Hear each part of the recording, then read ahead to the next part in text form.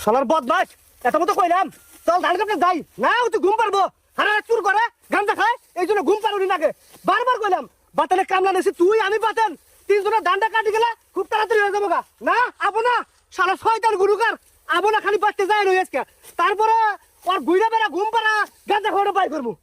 শালা শয়তানের নাম জানি গুরুকার মানুষ চিনে নালু ভাই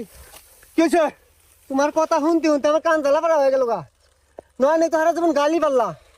এই কান্দে শুনে এই কান্দে বাইর করে দেয় কোনো ফায়দা হয় না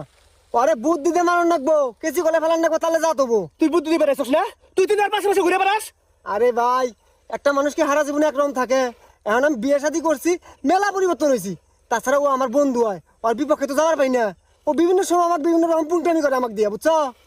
ভাই ওরে একটা বুদ্ধি দিয়া একবার জাত করে আলাবার বাবা তুমি কি বুদ্ধি তাহলে শুনো